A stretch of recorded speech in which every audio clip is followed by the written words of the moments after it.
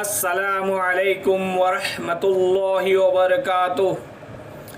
سورہ بقرہ حصہ نمبر 62، سورہ بقرہ حصہ نمبر 62، آیت نمبر 27۔ آیت نمبر 27 مفسرین کے اقوال۔ ناظرین سامعین، الحمدللہ پچھلے حصے نمبر 61 میں ہم نے قرآن مجید کے آیت نمبر 26 کے تعلق سے مفسرین کے اقوال پڑھے۔ بہترین اقوال تھے جس میں ہماری دلوں کے اندر جو خیر یا شر ہوتی ہے اس کے تعلق سے بات ہوئی۔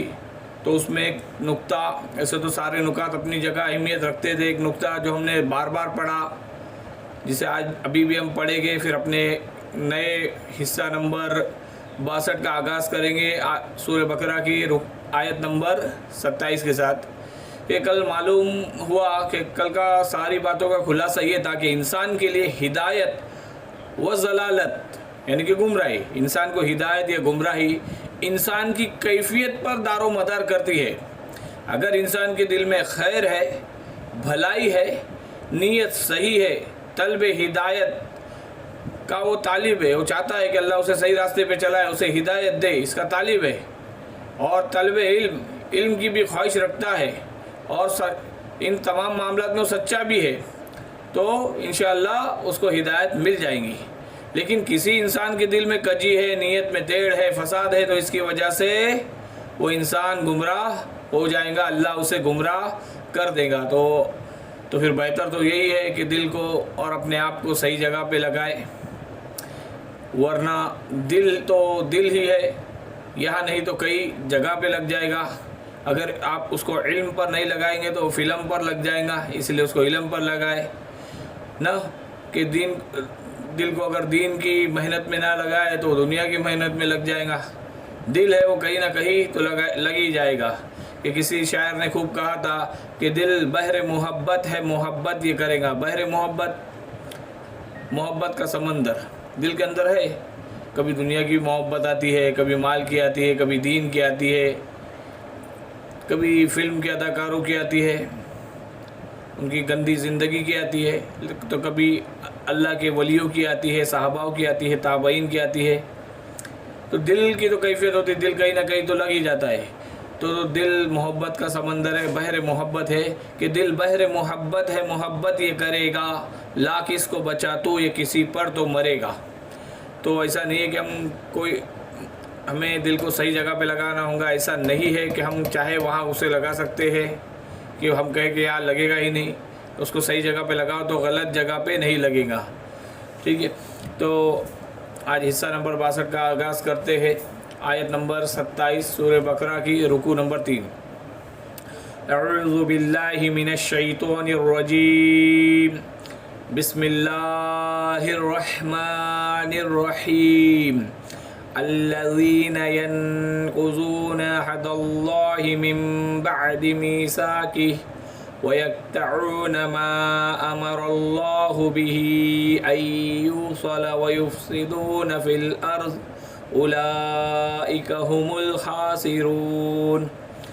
جو لوگ اللہ کے مضبوط عہد کو توڑ دیتے ہیں اور اللہ تعالیٰ نے جن چیزوں کو جوڑنے کا حکم دیا ہے انہیں توڑتے ہیں اور زمین میں فساد پھیلاتے ہیں، یہی لوگ نقصان اٹھانے والے ہیں۔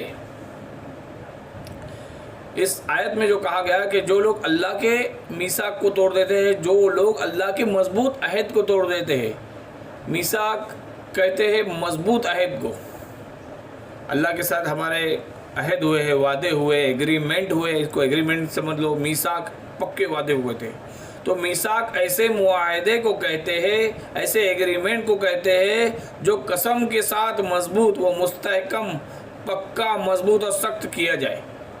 تو میثاق ایسے معاہدے کو کہتے ہیں جو قسم کے ساتھ، کہ کسی کے آدمی نے عہد کر لیا کہ اس پہ میں قسم کھاتا ہوں تو اور زیادہ مضبوط ہو گیا، مستحکم ہو گیا، پکا، مضبوط، سخت کیا جائے۔ بادشاہ اپنی رعایا کے لیے، بادشاہ اپنی رعایا کے لیے اپنے ملازموں کے لیے جو فرمان یا ہدایت جاری کرتا ہے ان کو عربی محاورے میں عہد سے تعبیر کیا جاتا ہے، کیونکہ ان کی تعمیل رعایا پر ملازموں پر واجب ہوتی ہے۔ یہاں عہد کا لفظ اسی معنی میں استعمال ہوا ہے۔ اللہ تعالیٰ سے ہم نے عہد کیا ہے تو اس کے بارے میں پڑھیں گے کہ ایک عہد، ایسے تو بہت سارے عہد ہیں، ہم روز سورہ فاتحہ پڑھتے ہیں تو ہمارا اور اللہ کے درمیان میں عہد ہوتا ہے، جیسے کہ ہم کہتے ہیں ایاک نعبد و ایاک نستعین، اے پروردگار ہم تیری ہی عبادت کرتے ہیں اور کرتے رہیں گے، ہم تجھ سے ہی مدد چاہتے ہیں اور چاہتے رہیں گے، پھر بدلے میں ہم دعا بھی مانگتے ہیں اہدنا الصراط المستقیم، ہم کو سیدھے راستے پر چلا۔ یہ اللہ سے ہمارا ایگریمنٹ ہوتا ہے، روز ہر نماز میں ہوتا ہے۔ یعنی کہ اگر ایسا کہا جائے کہ فرض نمازوں کی 17 رکعتوں میں 17 مرتبہ ہمارا ایگریمنٹ ہوتا ہے تو غلط نہیں ہوگا، یہ ایک عہد ہے، یہ ہمارا ایگریمنٹ ہوتا ہے، اسے بھی میثاق، یہ بھی ایک میثاق ہے۔ اور ایک عہد ہم عالم ارواح یعنی کہ روحوں کی دنیا میں کر کے آئے ہیں، جہاں دنیا کے تمام انسان تھے، کہ جتنے انسان دنیا میں آئے تھے وہ بھی تھے، جو دنیا میں آج موجود ہے وہ بھی تھے، اور جو آنے والے ہیں وہ بھی تھے، لیکن تھے صرف ارواح یعنی کہ روحیں، یعنی روحوں کی شکل میں تھے، جسم کی شکل میں نہیں تھے، روحوں کی شکل میں تھے۔ کہ اللہ نے ہم سے پوچھا الستُ بربکم، کہ کیا میں تمہارا رب نہیں ہوں؟ اس وقت ہم سب نے یک زبان ہو کر جواب دیا تھا قالوا بلا، ہاں بے شک اللہ آپ ہی ہمارے رب ہو۔ عالم ارواح میں ہم سب نے اللہ سے وعدہ کر لیا، لیکن دنیا میں آنے کے بعد اللہ کو اپنا مالک و خالق اور اپنا حاکم جاننے کے بجائے خود حاکم بن کر بیٹھ گئے۔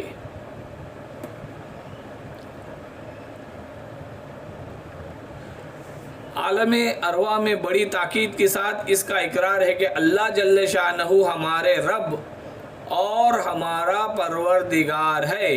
اس کا لازمی تقاضا یہ ہے کہ ہم اللہ کی اطاعت سے حکم عدولی خلاف ورزی نہ کریں۔ اسی لیے یہ عہد ازلی انسان پر اللہ جل شان، یہ عہد ازلی انسان اللہ جل شانہ کے درمیان ہو چکا ہے۔ عالم ارواح کے عہد کے بعد ہمیں دنیا میں بھیجا گیا آزمائش کے لیے، یا عالم ارواح میں کیے گئے وعدے کو پورا کرنے کے لیے، وعدے پر کھرا اترنے کے لیے۔ تو اب دنیا میں پیدا ہونے کے بعد تمام انبیاء علیہ السلام اور آسمانی کتابیں اسی عہد کی تجدید یعنی کہ ایجاد، نئے سرے سے کام شروع کرنا بھی کہتے ہیں، اسی عہد کی تجدید، اسی عہد کی ایجاد، نئے سرے سے کام شروع کرنا اور یاد دہانی اور اس پر عمل کی تفصیلات بتلانے کے لیے آتے ہیں۔ جس نے اس معاہدے ہی کو توڑ ڈالا، اس سے کیا توقع کی جا سکتی ہے کہ وہ کسی پیغمبر علیہ السلام یا آسمانی کتاب سے فائدہ اٹھائے۔ تو اللہ تعالیٰ سے ہمارا عہد ہے، اس پہ چلنے کی کوشش کریں، اور یہ عہد ہمیں قرآن مجید سے واضح طور پر مل جاتا ہے۔ جب ہم قرآن مجید کی تفسیر کو پڑھیں گے اس آیت کے تعلق سے بھی اور آگے بھی آئیں گے۔ اللہ کے عہد سے مراد اللہ کا وہ مستقل فرمان، اللہ سے عہد تو ہوا لیکن اس سے کیا ہے، اس کے بارے میں گہرائی سے جانو کہ اللہ کے عہد سے مراد اللہ کا وہ مستقل فرمان جس کی روح سے تمام نوع انسانی صرف اسی کی بندگی و اطاعت و پرستش کرنے پر مامور ہے۔ اللہ کے عہد سے مراد اللہ کا وہ مستقل فرمان جس کی روح سے تمام نوع انسانی صرف اسی کی بندگی، اطاعت و پرستش کرنے پر مامور ہے۔ عہد سے مراد اللہ کی توحید کا اور وقت کے نبی کی نبوت کا اقرار کرانا ہے۔ اس پر کھلی ہوئی نشانیاں، بڑے بڑے معجزے موجود ہیں، اور اس کا عہد توڑ دینا توحید و سنت سے منہ موڑ دینا اور انکار کرنا ہے۔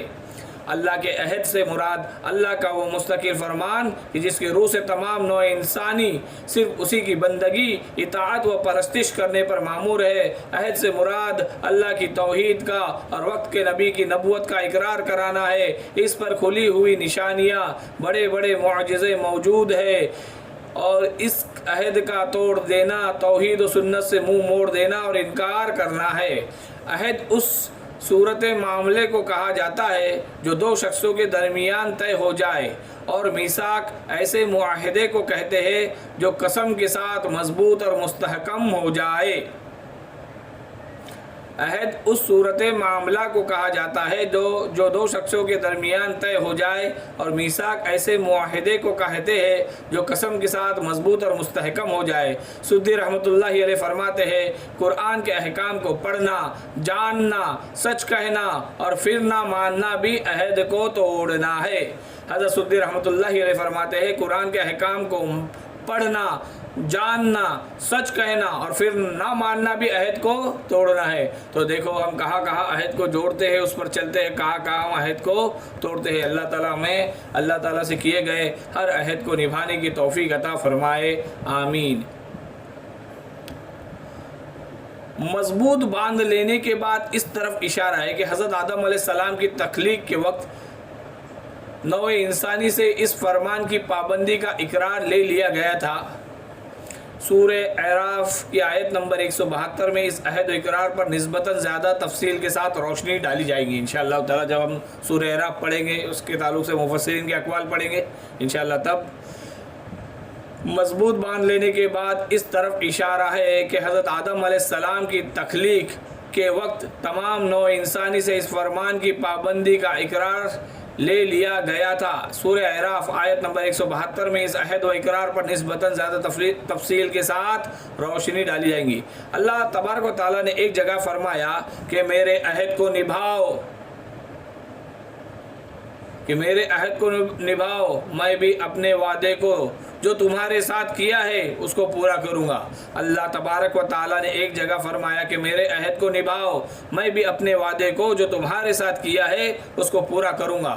اللہ نے صلہ رحمی کا حکم دیا ہو اور یہ لوگ قطع رحمی کرتے ہیں، مال کی خاطر بھائی بھائی کا دشمن بن جاتا ہے، اپنی ذاتی اغراض کی خاطر انسان تمام اخلاقی حدود پار کر دیتا ہے، رحمی رشتوں کو کاٹنے والا بھی زمین میں فساد کرنے والا ہے، یعنی کہ یہ اللہ کو عہد کو توڑنے والا ہے۔ اللہ نے صلہ رحمی کا حکم دیا ہے اور یہ لوگ قطع رحمی کرتے ہیں، مال کی خاطر بھائی بھائی کا دشمن بن جاتا ہے، اپنی ذاتی اغراض کی خاطر انسان تمام اخلاقی حدود پار کر دیتا ہے، رحمی رشتوں کو کاٹنے والا بھی زمین میں فساد کرنے والا ہے۔ اس کے بعد یہ بھی بتلا دیا کہ قرآن کریم کی ان مثالوں سے صرف ایسے لوگ گمراہ ہوتے ہیں جو اللہ تعالیٰ سے کیے ہوئے عہد کو توڑتے ہیں، اور جن تعلقات و روابط کو اللہ نے جوڑنے کا حکم دیا ہے یہ لوگ ان کو توڑتے ہیں، جس کا نتیجہ زمین میں فساد پھیلانا ہوتا ہے۔ اس کے بعد یہ بھی بتلا دیا کہ قرآن کریم کی ان مثالوں سے صرف ایسے ہی لوگ گمراہ ہوتے ہیں جو اللہ تعالیٰ سے کیے ہوئے عہد کو توڑتے ہیں، اور جن تعلقات و روابط کو اللہ نے جوڑنے کا حکم دیا ہے یہ لوگ ان کو توڑتے ہیں، جس کا نتیجہ زمین میں فساد پھیلانا ہوتا ہے۔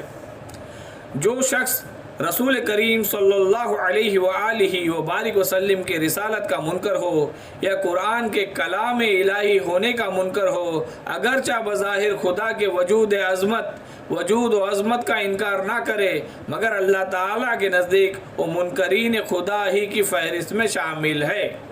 جو شخص رسول کریم صلی اللہ علیہ وسلم کی رسالت کا منکر ہو یا قرآن کے کلام میں الہی ہونے کا منکر ہو، اگرچہ بظاہر خدا کے وجود و عظمت کا انکار نہ کرے، مگر اللہ تعالیٰ کے نزدیک وہ منکرین خدا ہی کی فہرست میں شامل ہے۔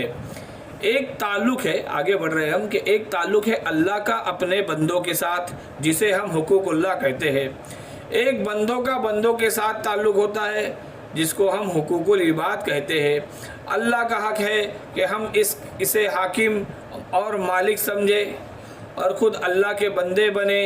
انسانوں کا حق یہ ہے کہ سب آپس میں بھائی بھائی ہے، اللہ کے بندے بن جاؤ، اور ان میں سب سے اہم ترین رحمی رشتہ سگے بھائی بہنیں، پھر دادی کے اوپر جا کر پردادی پر جائے گا، یہاں تک کہ آدم و حوا علیہ السلام پر تمام انسان جمع ہو جائیں گے۔ اس طرح سب رحمی رشتے بن جاتے ہیں، اور اسلام میں رحمی رشتوں کی بہت بڑی اہمیت ہے۔ ایک تعلق ہے اللہ کا اپنے بندوں کے ساتھ، جسے ہم حقوق اللہ کہتے ہیں، ایک بندوں کا بندوں کے ساتھ، جس کو ہم حقوق العباد کہتے ہیں۔ اللہ کا حق ہے کہ اسے حاکم اور مالک سمجھے اور خود اللہ کے بندے بنے۔ انسانوں کا حق یہ ہے کہ سب آپس میں بھائی بھائی اللہ کے بندے بن جائے، اور ان میں سب سے اہم ترین رحمی رشتہ سگے بھائی بہنیں، اور پھر دادی دادا دادی کے اوپر جا کر پردادی پر جائے گا، یہاں تک کہ آدم علیہ السلام و حضرت حوا علیہ السلام پر انسان جمع ہو جائے گے۔ اس طرح سب رحمی رشتے بن جاتے ہیں، اور اسلام میں رحمی رشتوں کی بڑی اہمیت ہے۔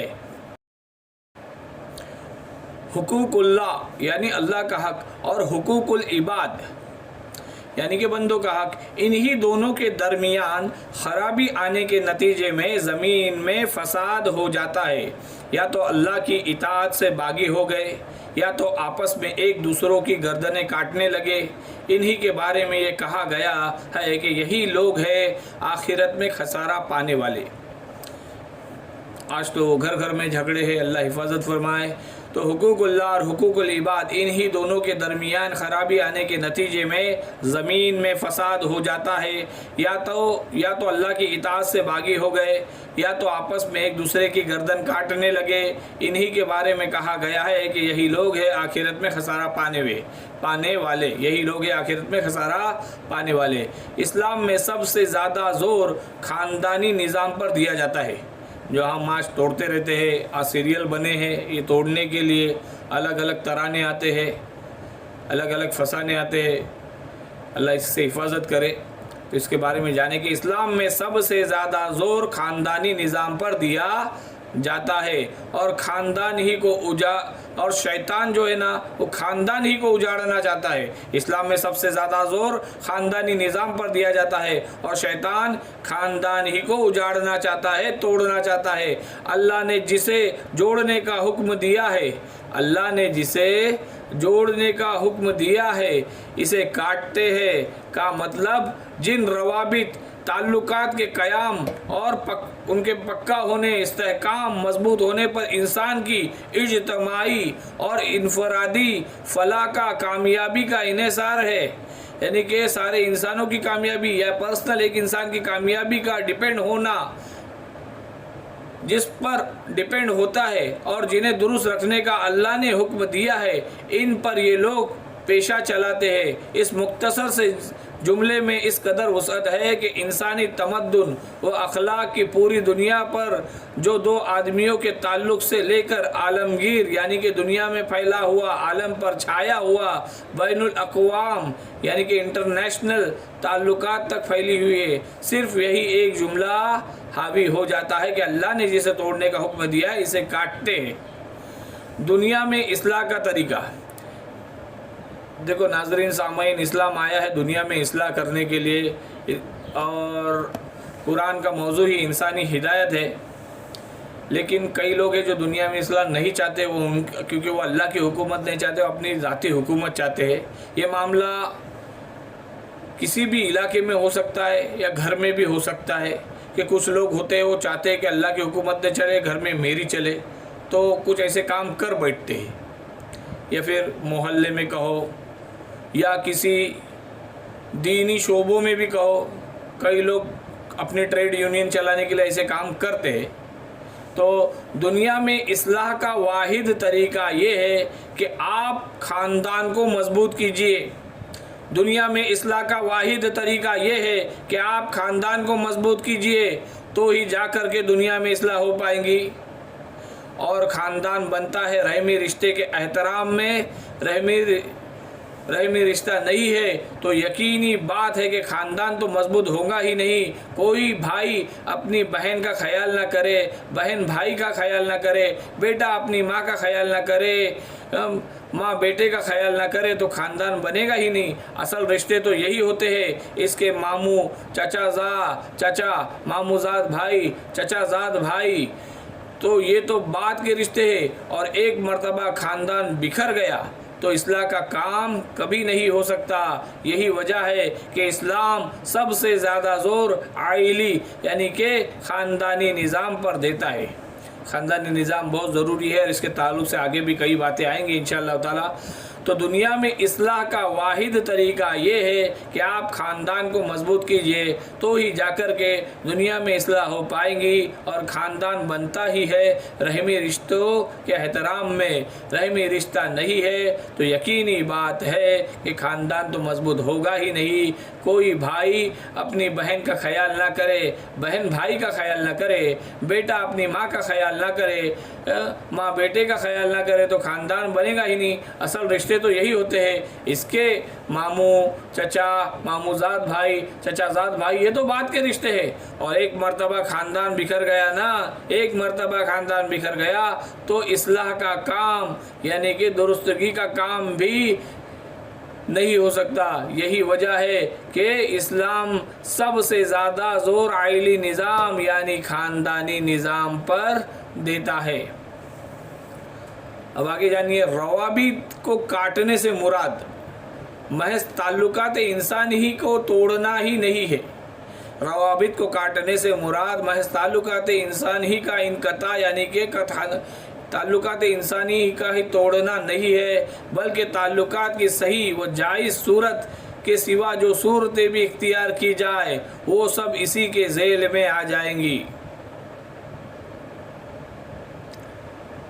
روابط کو کاٹنے سے مراد محض تعلقات انسانی کا توڑنا نہیں، بلکہ تعلقات کے صحیح و جائز صورت کے سوا جو صورتیں بھی اختیار کی جائے وہ سب اسی کے ذیل میں آئے گی۔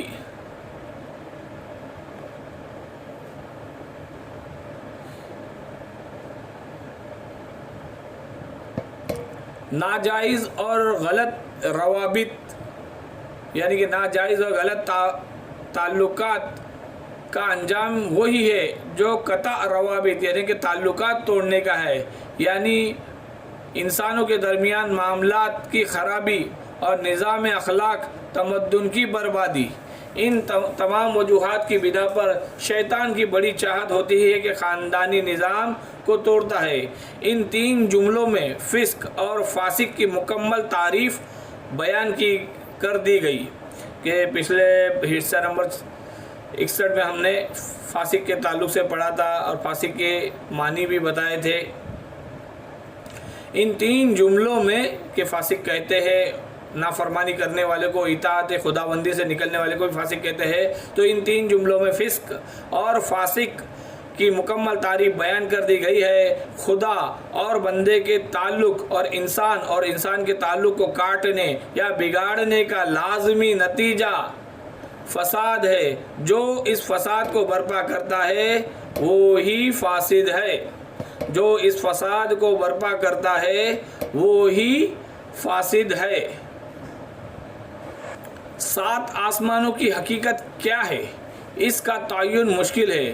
انسان ہر زمانے میں آسمان یا یہ لفظ دیگر ماورائے زمین کے متعلق اپنے مشاہدات یا قیاسات کے مطابق مختلف تصورات قائم کرتا رہتا ہے جو برابر بدلتے رہتے ہیں، لہٰذا ان میں سے کسی تصور کو بنیاد قرار دے کے قرآن کے ان الفاظ کا مفہوم متعین کرنا صحیح نہ ہوگا۔